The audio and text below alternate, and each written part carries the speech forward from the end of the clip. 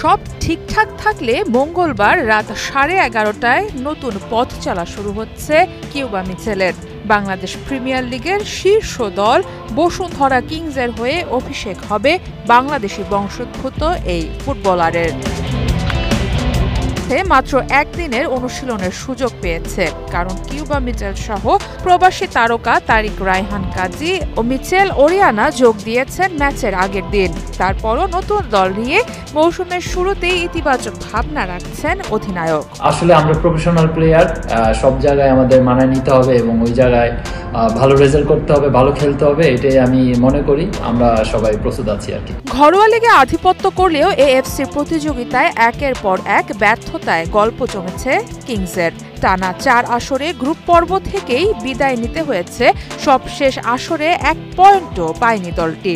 এর মাঝে নতুন বিপত্তিতে আছে ক্লাব। ব্রাজিলিয়ান কোচ সার্জিও ফারিয়াসের কিংসের দায়িত্ব নিতে কাতার আসার কথা ছিল, অথচ সোমবার রাতে ইরাকের ডুহক স্পোর্টস এই ব্রাজিলিয়ান কোচের সাথে চুক্তির ছবি প্রকাশ করেছে তাদের সামাজিক যোগাযোগ মাধ্যমে।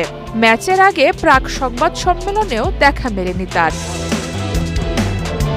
8 বারের সিরিয়ান লিগ চ্যাম্পিয়ন ও এএফসি চ্যাম্পিয়ন্স লিগ ও এফসি কাপের সাবেক রানার্স আপ আল কারামার বিপক্ষে কঠিন পরীক্ষা অপেক্ষা করছে কিংসের জন্য। প্রস্তুতি কম হলেও কিংস কাতারে ভালো পারফরমেন্সের আশাতেই মাঠে নামবে। আমি মনে করি আমাদের প্রত্যেকটি প্লেয়ার এটা নিয়ে খুবই সিরিয়াস এবং চিন্তিত, কারণ কিভাবে আমরা ম্যাচটা খেলবো এবং আসলে ম্যাচটা আমরা জয়ের জন্য এখানে আসছি। তো ওভারঅল আমি যদি বলি, আমাদের টিম কম্বাইনটাও ভালো আছে, কারণ কালকে আমরা সবার সাথে একসাথে ট্রেনিং করছি, সেটা আমরা সবাই দেখেছি যে আসলে খুবই পজিটিভ এবং সবার ভিতরে একটা অন্যরকম ফিল আছে টিমের জন্য। তো আশা রাখি ভালো একটা রেজাল্ট হবে কালকে। 28 জুলাই কিউবা মিচেলকে দলে ফেরানোর ঘোষণা দেয় কিংস। এই মৌসুমে সান্ডারল্যান্ড থেকে 19 বছর বয়সী সেন্ট্রাল মিডফিল্ডার কিউবাকে দলে নিয়ে নতুন করে নিজেদের গল্প লিখতে চায় তারা। এএফসি চ্যালেঞ্জ লিগ শেষে বাংলাদেশে এসে বসুন্ধরা কিংসের হয়ে প্রিমিয়ার লিগে খেলবেন কিউবা মিচেল।